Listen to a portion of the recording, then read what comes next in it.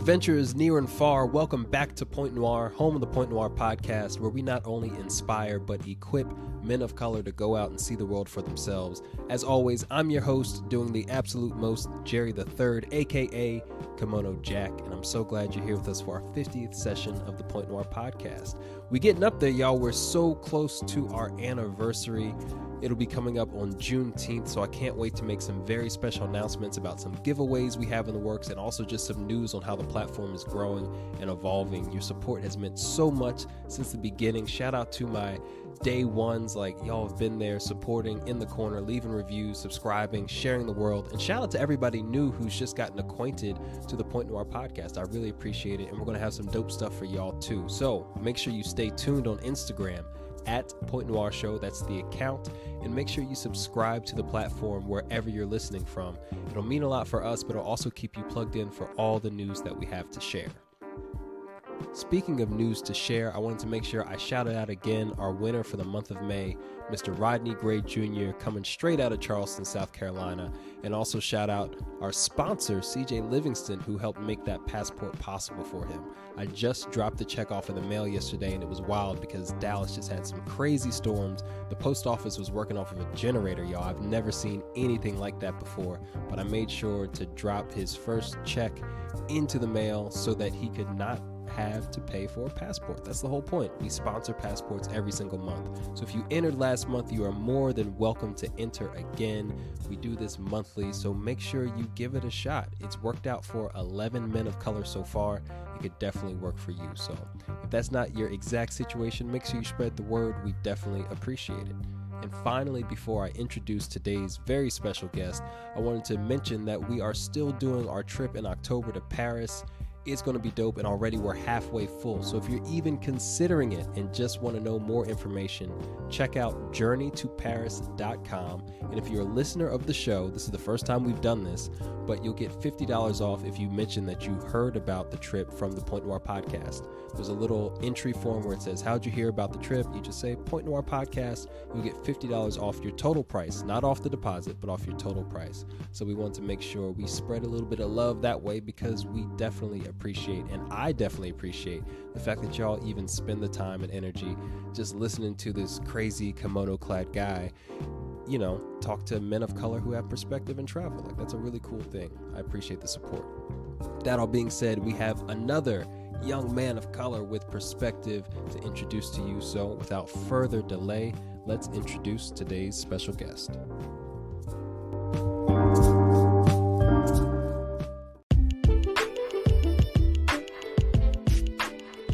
Joining us today as our special guest at The Point is Mr. Goodness Daramola. Make sure to check him out on Instagram at The Goodness, and that's Goodness with 3 O's, but his normal name is spelled with 2, so it's just an IG handle. Don't get confused. It'll be in the show notes. But anyway, I had the great fortune of being able to sit down with Goodness over some ouzo and a beer and hear about his journey through the world, about growing up with parents that were African immigrants, about his travels to India, about his perspective on life. And it was really a great opportunity just to get inside of somebody else's shoes and mindset. So there's a ton of great positive energy in the show. Goodness, if nothing else, is a positive, upbeat guy, and it's awesome to get some insight into a young black man's view on the world and how he chooses to navigate it. So if you need a feel-good episode, this is definitely the episode for you. I'm sorry, session. Let me correct myself. These are called sessions, not episodes. So as always, you know the drill. Grab a refreshing beverage of choice. Join us as we embark on this journey of hydration, you know. Find that coziest corner in your house, sit back and relax, and prepare for another amazing session from the Point Noir podcast. I'll see you on the flip side. Yo, what's going on, Goodness? Thanks for joining us today at The Point, live and in the flesh. How you feeling today, fam? I'm feeling good. You know Excited what? to be here. Your name is Goodness, and it's not a joke. You're always a dude that's feeling good, bringing positive energy. We're over here drinking a little bit of ouzo I brought back from Ethiopia. Fascinating My stuff. man brought over some Dos Equis, so cheers, my guy. Cheers. You know, we keep it 21 plus friendly on the show, you know what I'm saying? A little bit of libations, keeps the lubrication going good. Mm-hmm. So, man, I'm excited you're here. I'm excited we got a chance to sit down. I know you travel a little bit. You have some good insight onto the world. man making your mark. So I'm curious to learn more about you, man. So tell us how you got started traveling, adventuring, and let's get into your backstory a little bit. Okay, so I graduated 2016 from California. I went to school in Southern California, Cal Poly Pomona. Okay. So this was college? This is college, undergrad. Okay. Yeah. You got to back me all the way. Oh, my bad.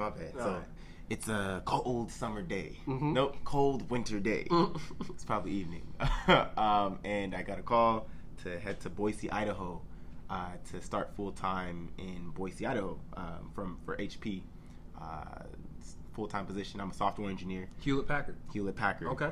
This is after the split, so there's HP Inc. and there's HP Enterprise. Oh. So I'm working for HP Inc. Okay. Which deals with like printers and stuff. So, this is my first break from just the nest of where I was born and raised. Okay. And so you West Coast? I'm West Coast. Okay. West Coast, SoCal, Gardena, California. Okay. Gang. Born and raised. Yep. And that was my foray into the larger world as it is. And yeah. So I spent 6 months in Boise, Idaho, and then a couple months later, I am in Dallas, Texas, working for a software consulting firm here in the city.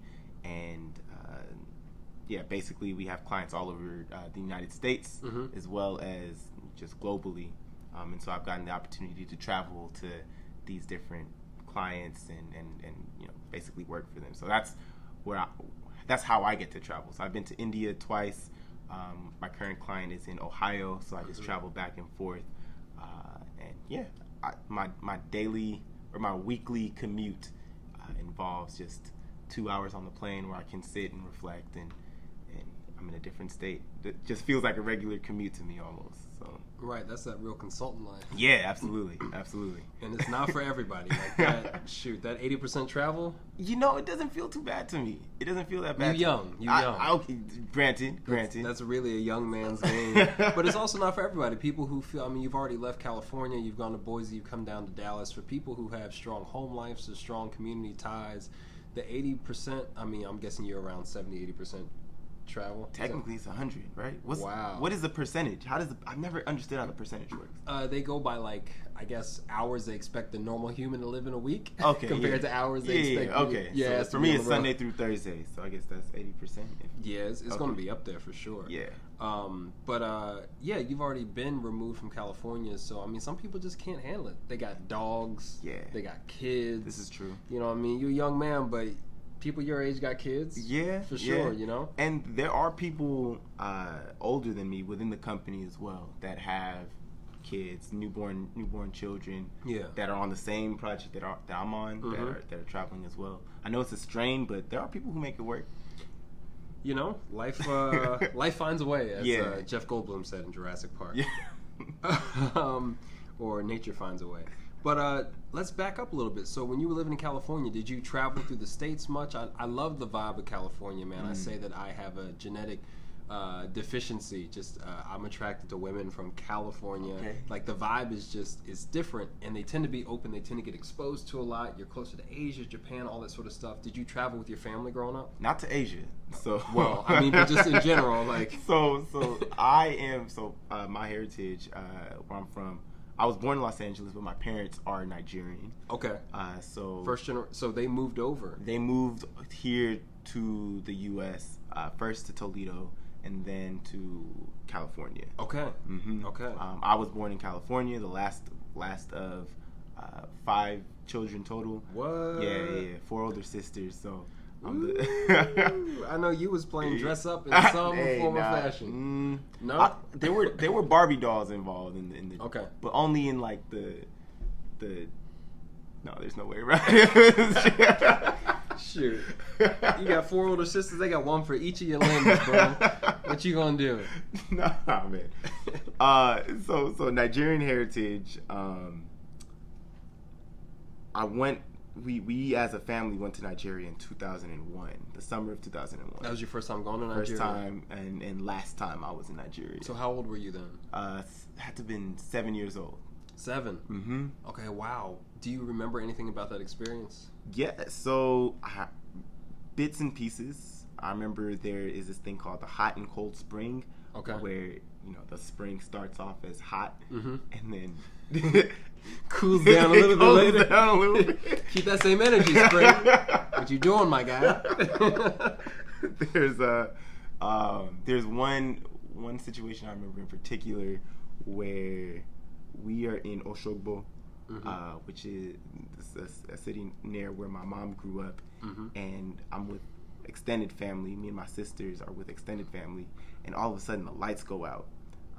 And in Nigeria, it's a running joke with NEPA, which is think Edison or Texas Electric or whatever kind of, So this is a nationally owned electric company, and NEPA is notorious for never having consistent service, right? Right. So at any moment, your electricity can go out. So this particular moment, NEPA has cut off the electricity, and I remember we had Fanta bottles.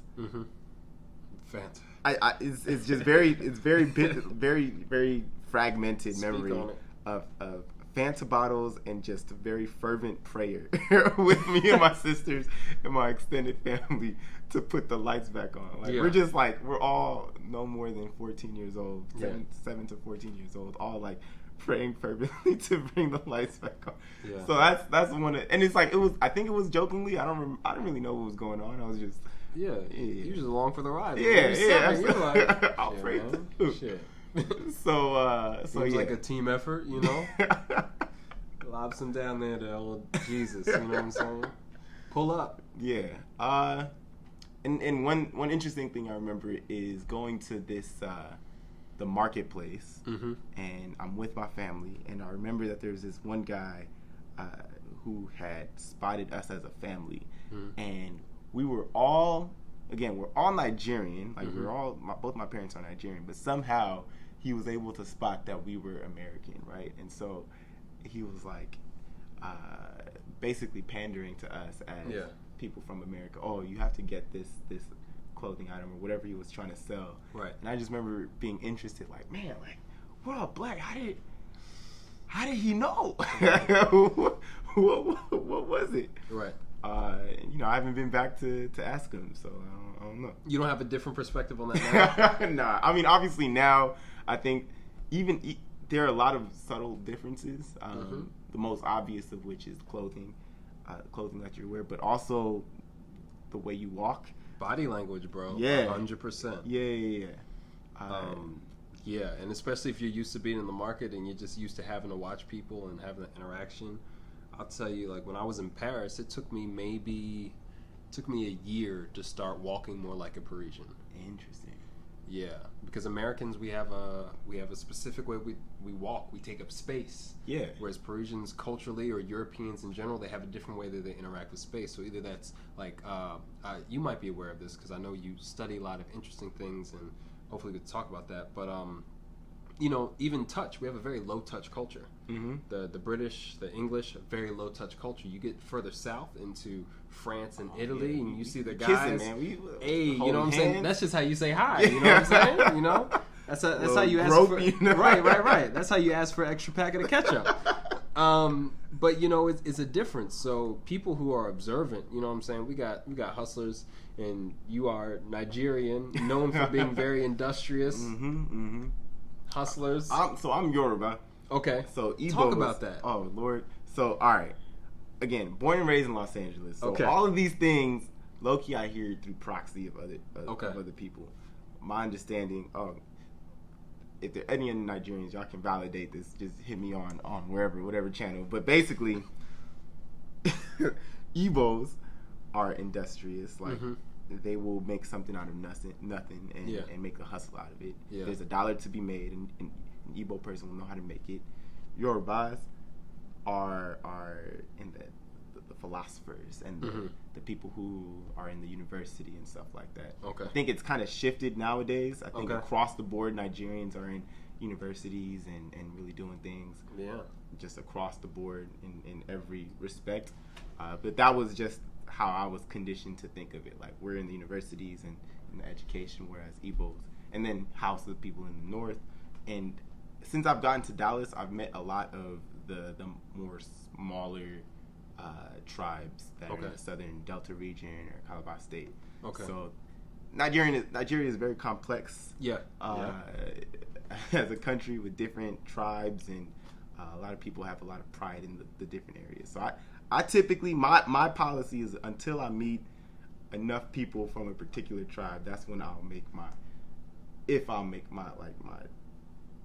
broad judgment over that. You're gonna make sure it's at a point of statistic significance. Exactly. You are a man of science, a learned man of science. Exactly. But that's interesting, man. And I think, as I've gotten to know you, I'm curious about how that culture has influenced your household and maybe your desire to keep traveling. Because, again, taking a job away from your state, if you think about it, most people do not leave the hometowns that they're from. Especially somewhere as dynamic as Los Angeles. People around the world dream about visiting LA, visiting California, and most people don't leave, man. Because think about it.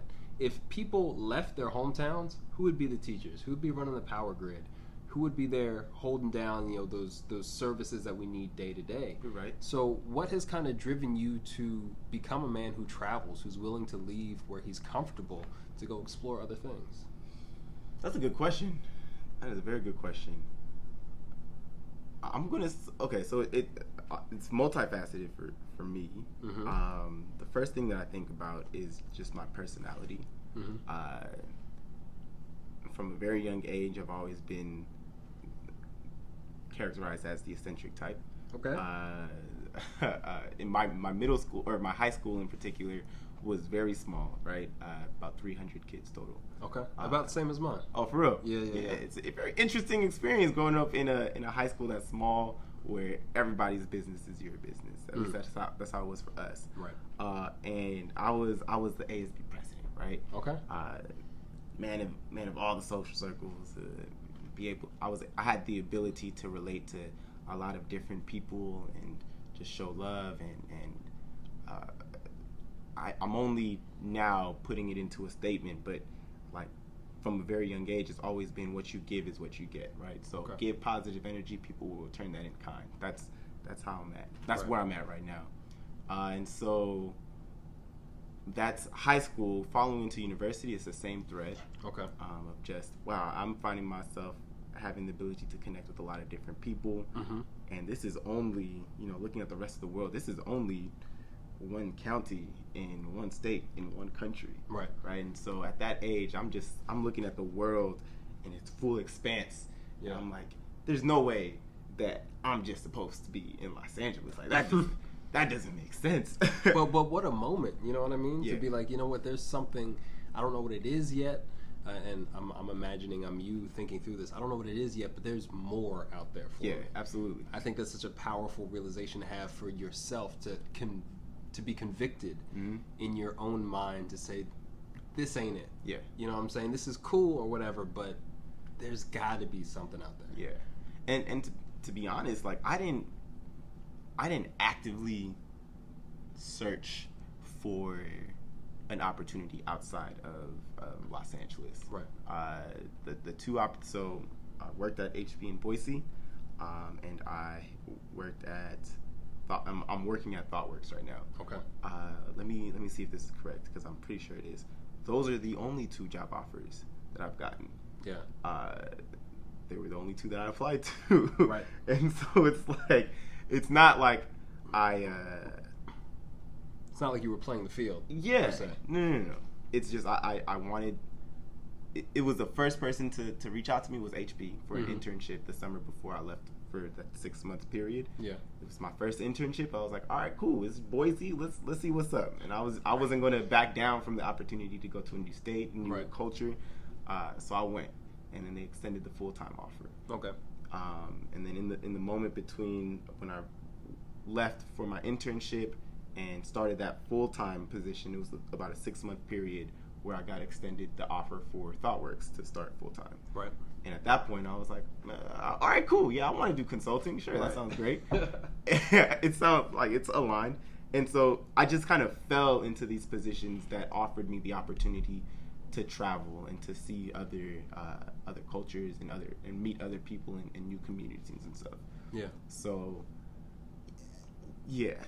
it's that's where I see it as multifaceted, is on one hand, it's my innate ability to connect with different people and understand that, this is I can go anywhere, right? I feel like I can go anywhere, and so long as I know maybe the language, how to say hello and thank you, and that kind of stuff, I'll be fine, as well as the opportunities and doors that have been opened for me throughout my career to let me go into those places. I feel like I've kind of been pushed or led or guided into those positions as well. Right, or at least nudged into those directions by seeing an opportunity.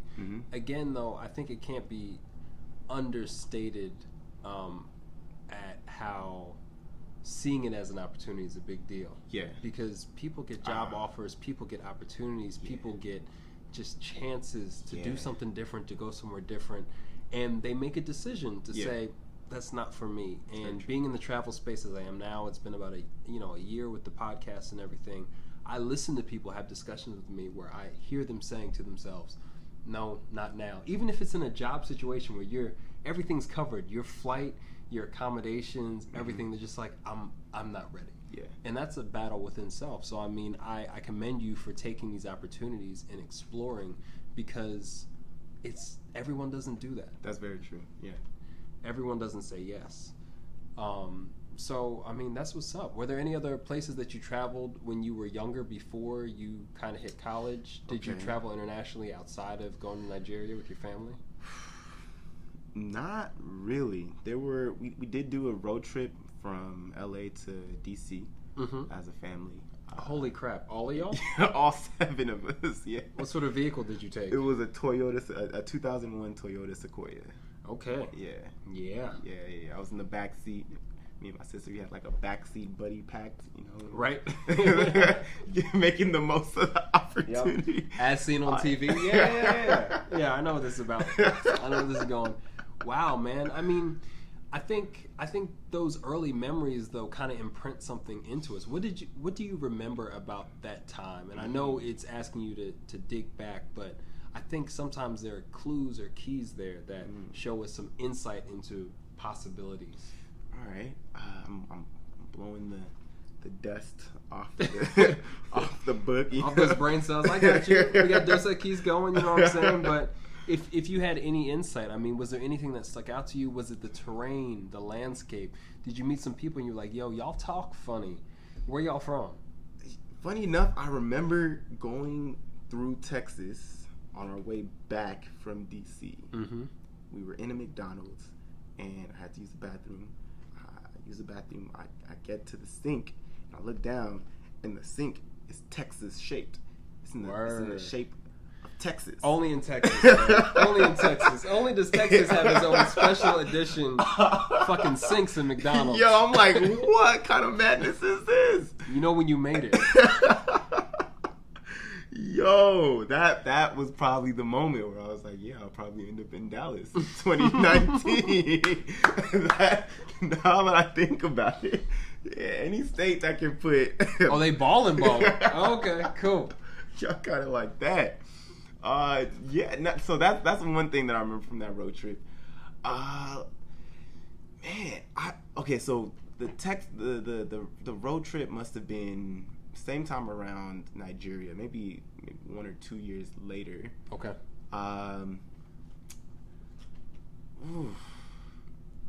Honestly, it was a blur. I remember maybe 4 or 5 highlights going through Pennsylvania. I remember seeing the Mississippi River for the first time. PA, gang. And then Vegas. Also, the McDonald's, they had like a PS2 and an Xbox in the McDonald's in Vegas. And these are just very minor things that were very important to me. It's an adult arcade. As a 9-year-old. Yeah. But as far as like deep insights, as far as the great expanse of the United States, I don't remember much, to be honest. Okay. That's fair, man. But it's an opportunity to travel the entire states by car, man. Yeah. I've never had that experience. Maybe one day I will. Yeah. And there's so much diversity here in the States, and I say on the show all the time that, listen, international travel isn't the only key to being an adventurer, opening your mindset. In this country that we have that is so freaking huge with so much diversity. You can see desert, you can see glaciers, you can see, forest, sequoia up there in California. Yeah. Like, so the last road trip I had mm-hmm. was at the end of my internship in Boise. I actually drove down to Los Angeles. Ooh. So I went from Boise, Idaho, up to visit my sister in Seattle, and then down the western seaboard to Los Angeles by myself.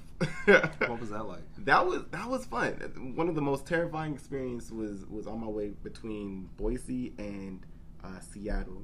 Okay. There was it was downpouring rain, trucks passing me on the right hand side, downpouring rain, cliff on my left hand side, and I've never held the steering wheel tighter, man. Like I think I'm pretty sure I prayed. No, I definitely prayed. Did you have a Fanta bottle there? No Fanta bottle, just some Dos Equis. Got you. I mean, prayers go faster on Fanta. That's what they say. That's what I heard. That's what my Nigerian brethren told me. It was cool though. Did I meet? I don't know. So my thing is, I love people. Yeah. I also love my solitude, and I love Amen. just being in my own space. Yeah. And I think that was the longest that I've just been forced to be in my own thoughts and really just experience things on my own, and I think that was a very cool experience for me. Yeah. I think it was maybe a 17 or 18-hour trip. I did have stops in between, but for those long stretches, those 8-hour stretches, it was great to kind of experience I'm going to keep calling it the Great Expanse. Mm-hmm. It was nice to experience the Great Expanse with myself.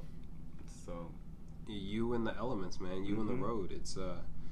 It is definitely a different experience. Again, not everybody even likes driving like that. There's a risk there associated with it. There's the solitude, again, to be solo dolo. I've done some long 10, 11-hour trips. I haven't done 17, 18 hours, but I'm also a person that enjoys my solitude as well, so I definitely feel you on that. There's absolutely a sense of just recognizing the privilege that exists in that. As for me as a man, I think, like, my sister has done road trips, but I know a lot of women, a lot of women I've talked to that are like, I'm not about to do that.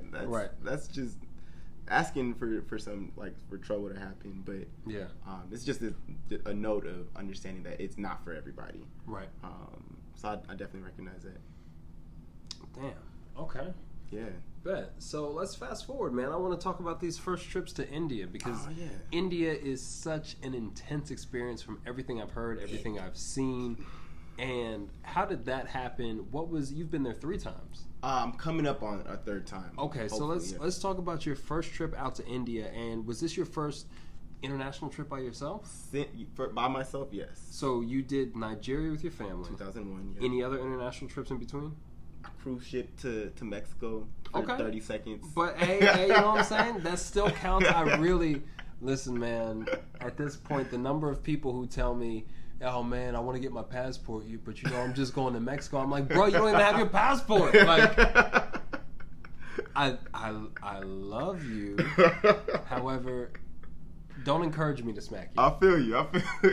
You haven't been anywhere yet. You know what I'm saying? And it counts, and every step matters. Yeah.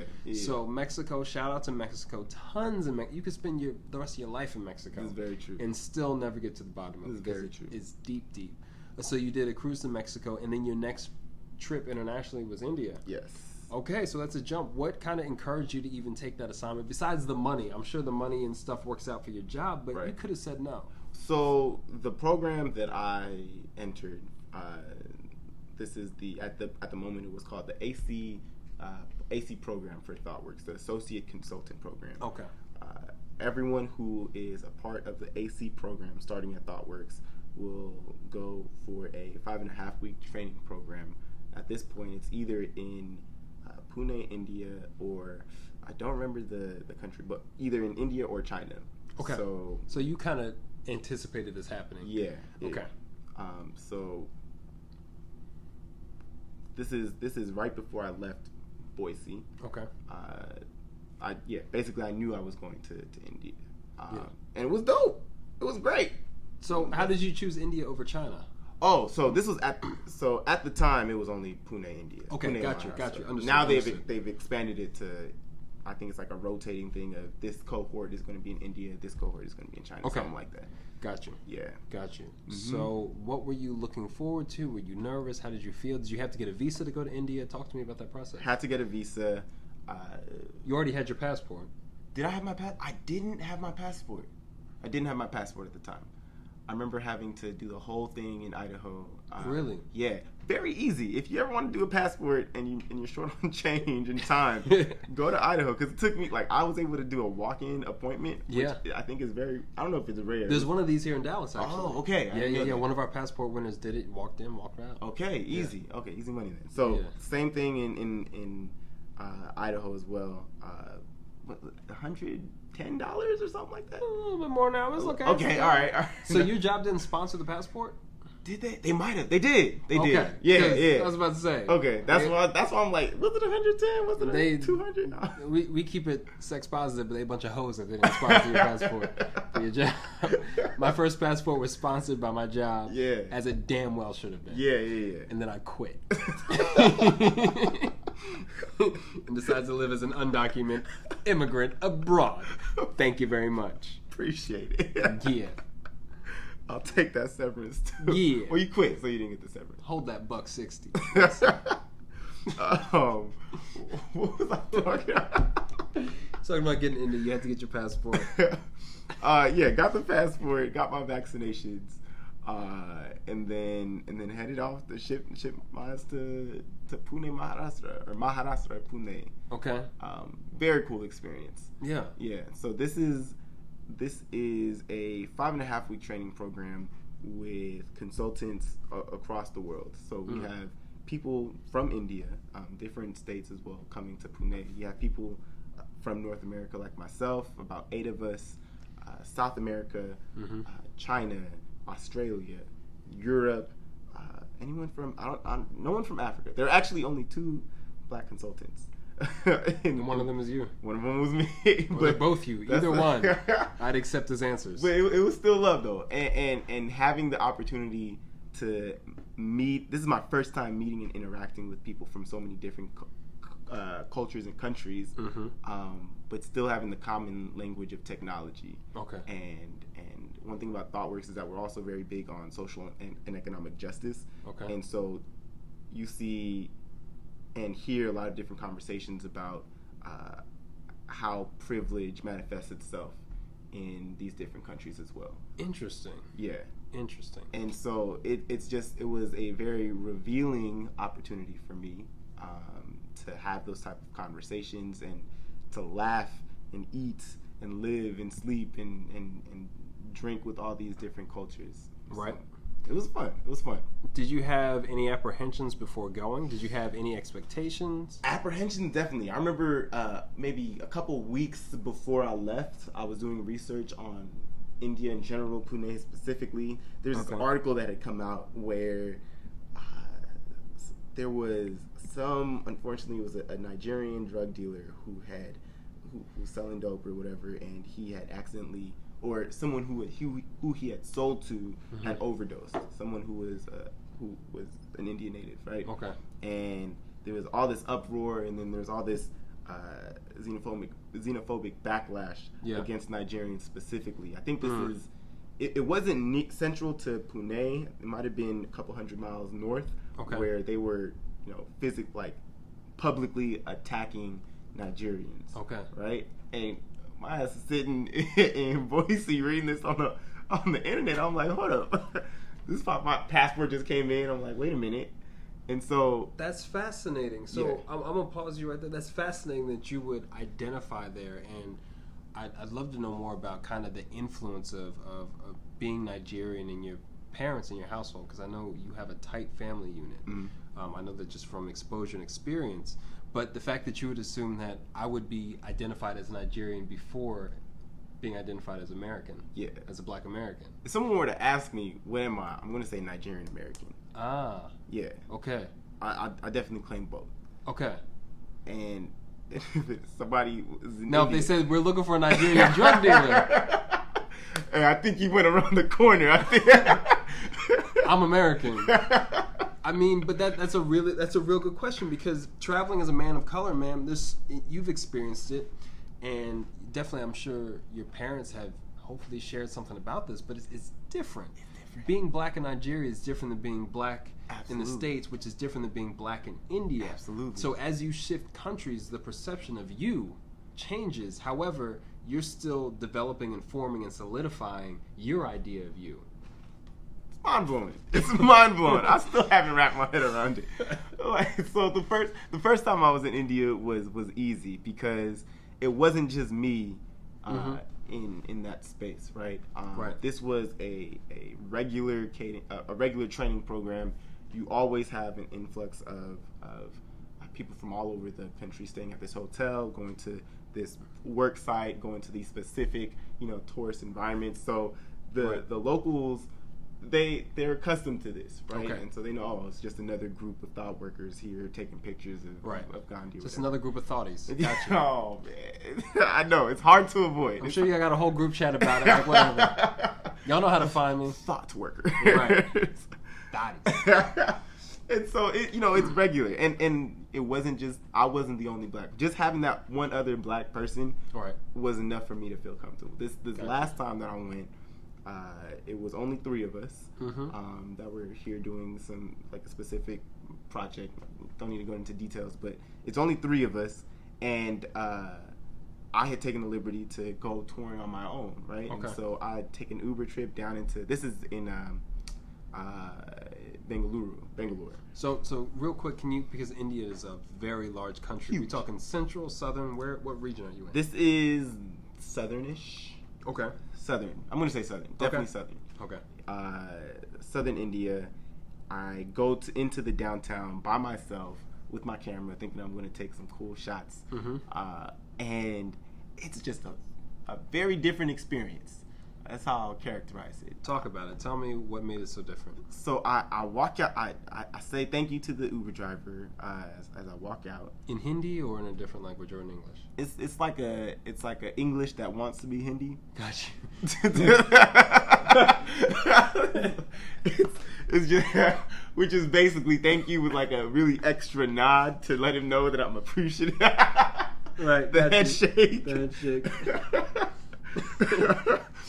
So I say thank you, and as soon as I hit the pavement, matter of fact, I don't have this one. I think I have the Niger jersey.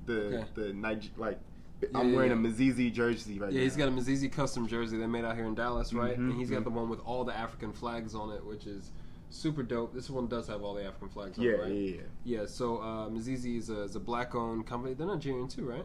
Ghanaian, I think. Ghanaian, okay. But they make dope jerseys. Not really shouting them out, but I mean, my boy looks fresh. Baseball jersey. So continue. He's wearing his Mzizi jersey, the Niger one. And Niger is almost a statement of identity in retrospect. I would call it that. Yeah. A little bit different than wearing a fucking Marvel jersey, my guy, my Nigerian American friend. And I say statement to just do a callback to when I was fearful of what are they going to do to Nigerians in India? So this is me saying I don't care what y'all are going to do. I'm still going to rep who I am, my dumb ass. Right, rep yourself. And so I'm wearing this baseball jersey with the hat backwards, my camera, I got a backpack on, my sneakers, jeans, and I just, it's weird to feel like you stick out. It's weird to feel it. It's even weirder to see people as you're walking past, do that double take at you. Yeah. And then not only that, but you have a feeling that they're still looking at you after you pass, and so you glance back behind you, and you're making eye contact with them as they're looking at you, and so it's you're definitely being watched in this environment, right? And it's different for me because now I'm by myself. I mean, I can scrap if I need to, It's a podcast. Speak on it, brother. Speak on it, brother. I could call the police like nothing. Call me Twitter fingers over here. Hey, got you. Help. Nah, help. Yeah. It's a very different experience for me. And I was taken aback by it, but just being in this mode of what you give is what you get. Yeah. I'm still very intentional about like the people that I do interact with, showing Mm-hmm. respect and smiling and greeting how I can. Yeah. There are people who speak English in that country, so just still being consistent with who I am, Mm-hmm. but at the same time, it's this duality of like still being very aware that I am different and I do not fit in this environment with everyone else. There's not even like in this particular place that I went, it wasn't a tourist heavy attraction, Right. so it didn't feel like they saw a lot of different kinds of people. Mm-hmm. So that was my second experience. Wow. So did you have an opportunity to engage with people on a more personal level? Did you have a chance to feel an embrace of the culture? I got my ass kicked in pool. Okay. That's a cultural exchange. It was disrespect. This was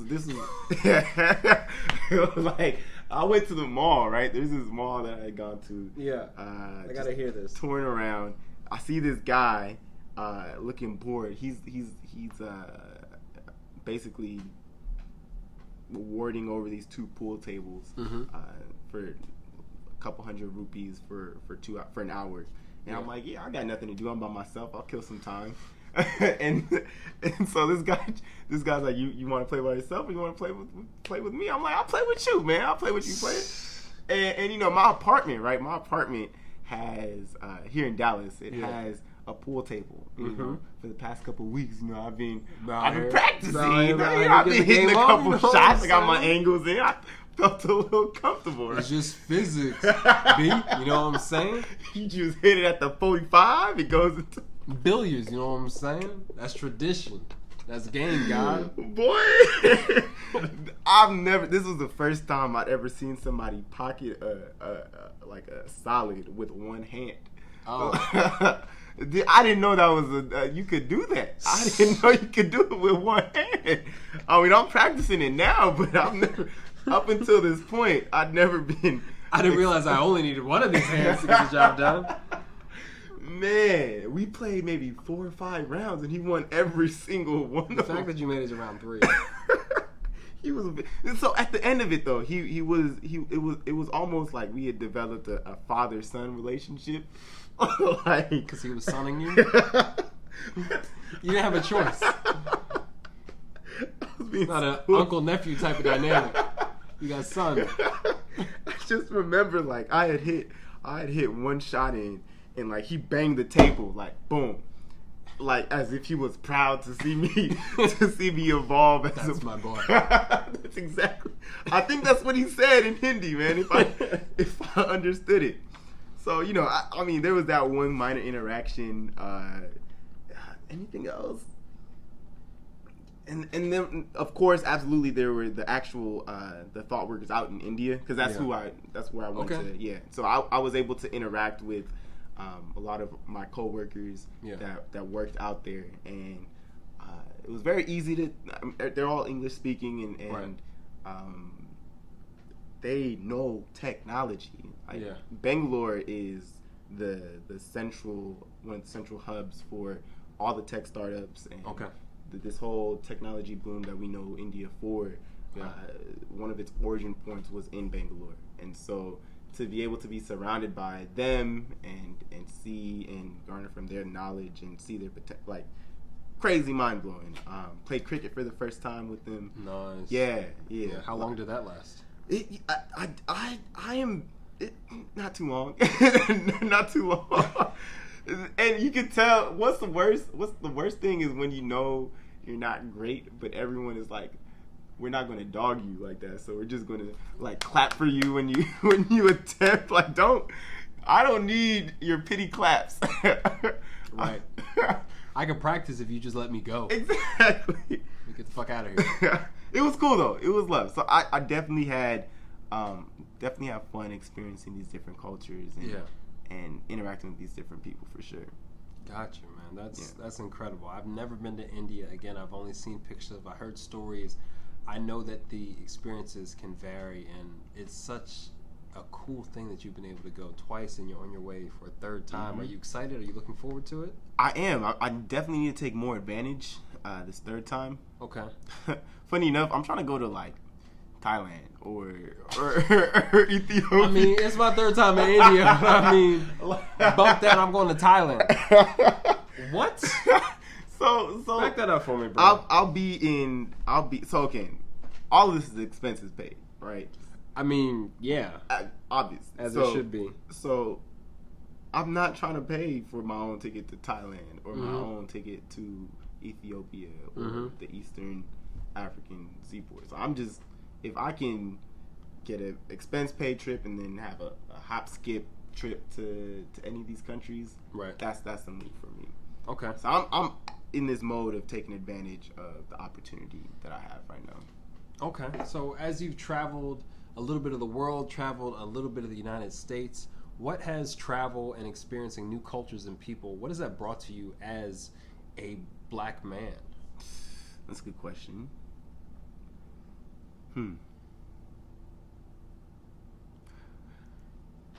All right.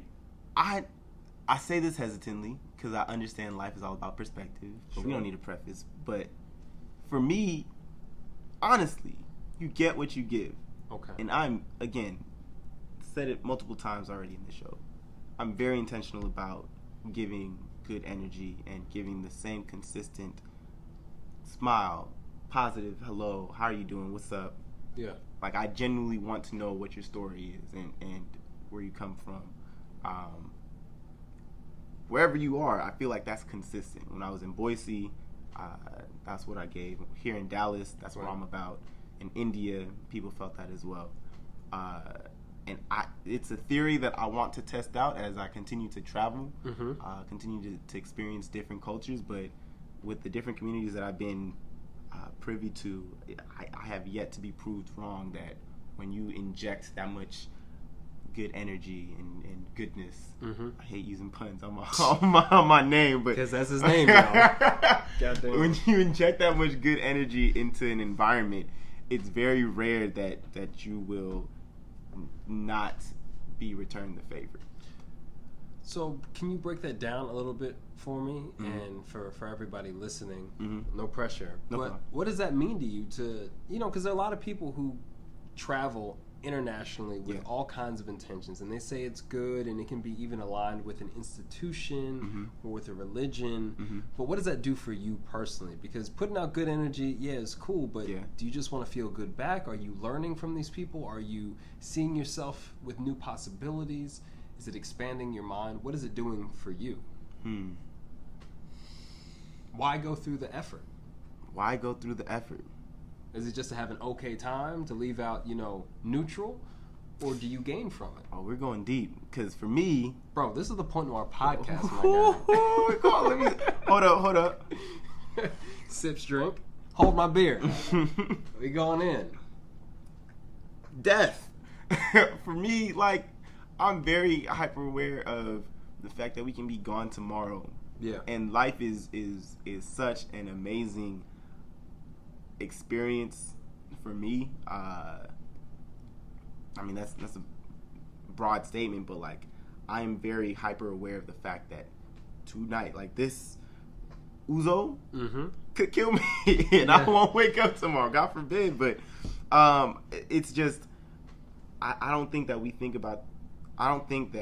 as a culture are aware enough of the fact that life is very brittle. We're always so surprised by death. Yeah. And it's a certain thing, right? It's going to happen to everyone. And so for me, it's why would I spend such a wonderful gift of life being reserved about the energy that I give? If I'm going to give anything, it's going to be that positive energy to hopefully impact your life for the better. And so that's one of my central North Stars is just when I think of living my life like it's my last day, it's not going out partying and doing everything for me. It's making sure that I have awarded I have given out as much of a positive opportunity, of a positive impact to other people in my life, and everyone that I interact with. And that's been my guiding thing for a long time. If anything, I'll say that, or if there's any caveat that I'll say to that, it's that it's definitely gotten harder as I continue to meet more and more people. I think as you like it's just impossible to give the same amount of energy to everyone at the same time. It's very hard to do because eventually people will feel like, oh, he doesn't have time for me, or you know, it's you're only one person at the end of the day. And you can't be consistent as consistent as you want to when you're also trying to, you know, deal with your own goals and the thing that your own ambition. So it definitely gets harder, but definitely in that moment of meeting someone for the first time, I personally don't know what you're going through. Maybe you don't feel seen. Maybe you don't feel like anyone recognizes you or appreciates you. But for me, it's like a genuine thing of like your life could have an impact that no one saw coming. Yeah. And so I'm very intentional about making sure that my interactions are positive in such a way that there's a seed of bringing that potential out. So that's where it's at for me. I feel that, man, and from all of our interactions, you've definitely been that way. And when it comes to travel, do you feel like you want to travel more, see more places, new experiences, keep spreading that energy, or at least seeing what the response is in other places in the world? Does that interest you? Absolutely. Definitely. Yeah. It absolutely does. I want to see if there's any like hesitation. The world is honestly, the world is kind of small. I see the world as a little small. Hot take. Hot take. Trying to be on Mars with Elon Musk, but I got you. Hot take. Tell us more. The world is small. Dive into that. I've been in situations like just being in New York one time this past summer. Afropunk took a random picture of somebody, of like a group of women. I'm showing my friend from high school who went to school out there for a second. I'm showing my friend from high school pictures that I've taken from Afropunk, and he's like, "Oh, I know her. Right. That's crazy." And so I'm like, "Oh, okay. Like, let me get her contact. I'll send the picture to her, right?" Hey, chill. Like, I'm sorry, y'all heard. Let me get them digits. Let me do them digits. Slide in DMs. As a photographer, I want to make sure that as a fucking photographer, my guy. Don't play me like that. Skipping along. I send her the picture. We stay in contact. She's also a photographer. It's all love. Cool. A couple months later, an extended friend from college, UCI, ends up interviewing the same person for just a random interview because she's an African doing some dope stuff in the world. Yeah. And it's like just the random triangle of connections thousands of miles away, right, of both high school and college in New York. And, you know, especially I've had a lot more interactions here in Dallas. Dallas is very small, by the way. Yeah. Just meeting different people in different social circles. And I feel like that's how it is globally, if you know enough people. Like this whole 6 degree of separation thing. It's like if you're, maybe it's just me that I travel a lot and I get to meet a lot of different impactful people. But I don't know, just it seems small. So I think that the whole question of do I want to travel more? It's like yeah, definitely. Like, I want to. Right. I don't know. And thinking back, like I remember in middle school, I think it was, we had a lot of different. Not a lot, just 2 different campuses. A random goal I remember having is, man, I want to get into every room on this campus. Like I just want to step foot, like even the janitor's room, like every nook and cranny. And so just thinking on that, when I say the world is small, I think back to that same goal of wanting to explore every nook, because it's small and there's so much. Well, in this case, so little life to live on the grander scheme. Like I want to take full advantage of it before I'm gone. Right, take advantage of the time that you have access to. You know, while you definitely have access. So I'm curious to know if you want to travel back to the African continent, if your upbringing with your Nigerian family has influenced you. How do you feel about going back there? Absolutely, definitely, crucial. For the longest, I've been like, the first place I'm going, right, is Africa, India. Bow, we out here. But no, definitely. Yeah. And this is running joke of like people in Nigeria are trying to get out, people in everywhere else are trying to get in. But it's like, for me, just as it is with a lot of African Americans, I remember there's this hot topic after Black Panther came out of like the African American identity. Are we really from Africa? Like, you know, that whole conversation. Yeah. And for me, I can get it because my parents are both Nigerian, and I have a very direct, strong tie to my heritage. You have a direct tie. Very direct, and yes, heritage. and this is very direct tie.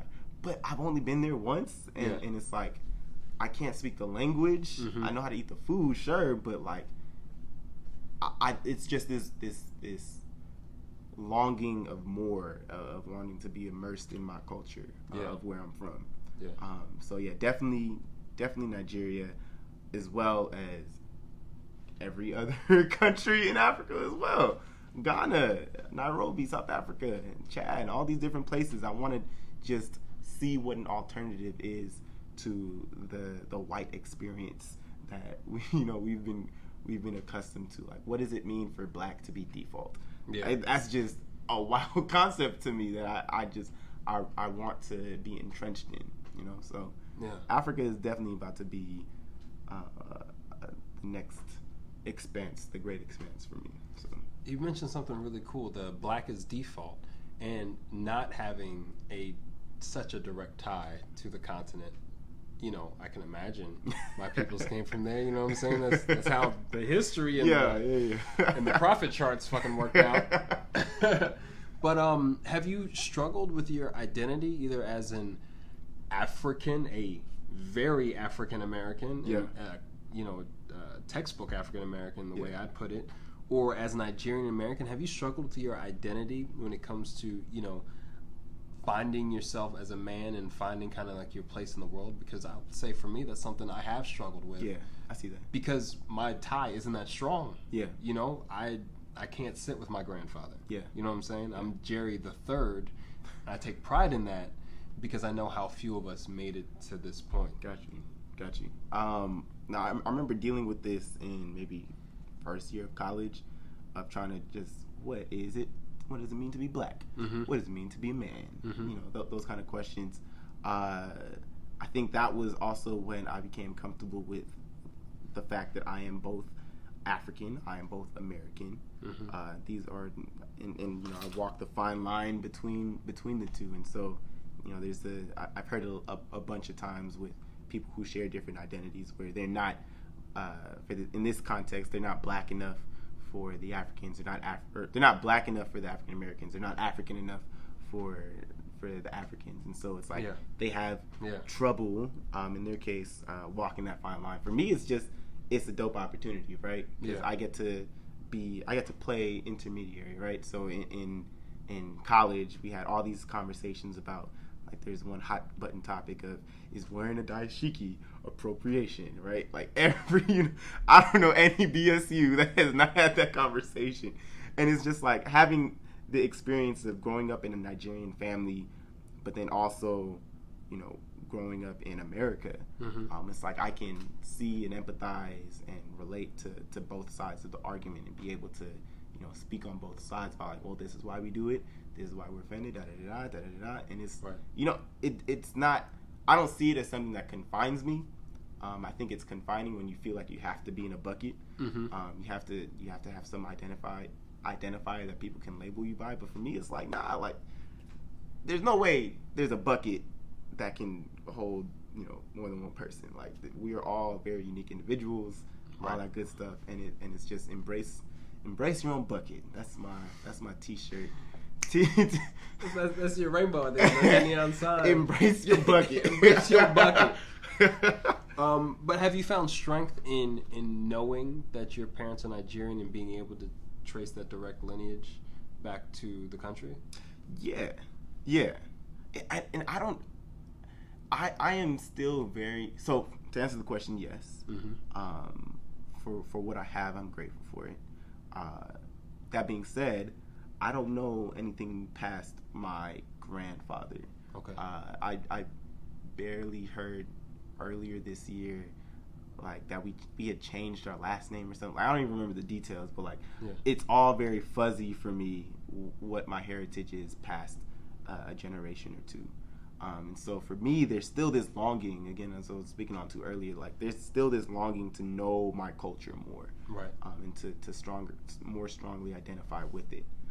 So part of me feels like that thirst never will end. Like we're always going to be on that search for who we are and where we come from. I think that's across the human spectrum. Like everyone just wants to know what is our origin, how did we start, you know? And I don't know. That's where it's at for me. That's what's up, man. Well, I wish you the best and safest of adventures in that direction and any other direction you so choose. My friend, as we round out right now, what trips, what adventures, what positive things do you have going on in your life that you want to share with us? All right. So today, I just purchased a ticket to Punta Cana, Dominican Republic. Hey, DR. Yeah. Okay. Trip coming up. That's your first time in the DR? First time in the DR. Okay. First vacation. Solo trip? No, I'm going with 3 other friends. Okay. 2 other coworkers. Cool. So it's gonna be fun. Gonna be fun. I know what to expect. This is my first vacation with actual money. Yeah. And so like actual money, like I can already imagine the version of you 10 years in the future laughing his ass off at the fact that you're saying actual money, my guy, because you were on track to make actual money. I support you where you are right now, though. Yeah, appreciate it. So that's coming up at the end of the summer. Okay. Who knows where work will send me. Again, you mentioned it earlier. They're thinking about sending me to India sometime soon. Okay. This consulting world is very volatile, so it may happen, it may not. But in general, I'll be hopping on the flight back to Ohio for work tomorrow. So that's what I'll be doing for sure for the next couple weeks is just traveling back and forth between here and Dallas, or between there and Dallas. Okay. That's what's up, man. Well, dude, best of success. I love what you're doing in the tech space, the representation, the space you take up, the vibe that you share is so necessary because there's so few of us there. Yeah. And a few brothers that have been through the show are also in the tech space. So hopefully, y'all can at least connect. I know you're part of NSBE. Yes. The National Society of Black Engineers. Exactly. You out here doing things, my guy out here, photography. Yeah. I'm a brag on you because apparently you're not that kind of Nigerian. The fuck? It skipped me, bro. I don't know, man. Growing up with 4 older Yoruba? Is that what it is? Is that what I fucking wrote down? Fuck my guy. All right, I'll try. Here we go. Just real quick, you got 30 seconds. Get it in. My name is Goodness Daramola. I'm sorry. Okay. Talk that shit. So I am the current president for the National Society of Black Engineers, Dallas Professionals Chapter. Yes, sir. We are just transitioning for the new year. We have a lot of great stuff. In the past 2 years, we have dispersed $20,000 in scholarships. Nice. And so, there's a direct impact that we're making here in the community for Black technologists, specifically college students. These are the people that need it the most. So that's what I'm doing. I'm also a photographer for See the Goodness. It's a company that I started. Actually, my first trip to India, that's when I discovered the eye for photography and composition, and really just capturing a different culture, as well as software development and being someone who's very active about technology and bringing more Black people into that space, kind of tying back into NSBE. So. All right, 15 seconds. Anything else? Spread love. As wholesome and pure and unadulterated as you can. My message is to give good energy to those around you. So that's all I got. That's what's up, man. Thanks for joining us today. Appreciate it. Yep.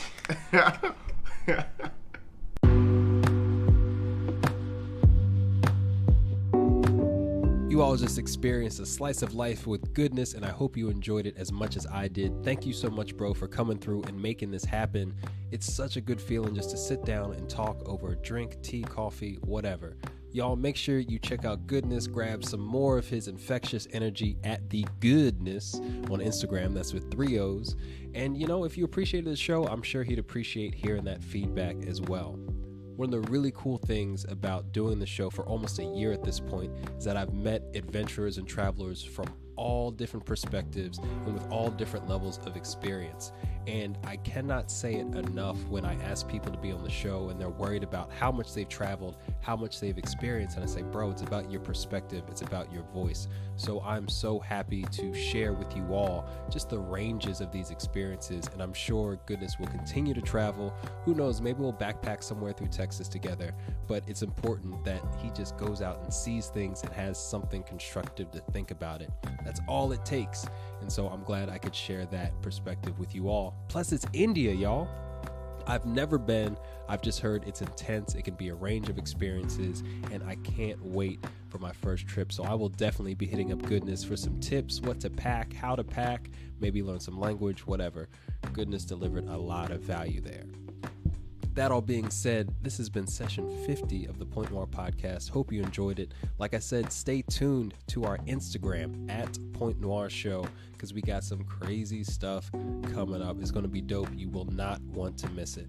So until next time, hope you all travel safely. Take care of each other. I'm Jerry the Third, aka Kimono Jack, signing off.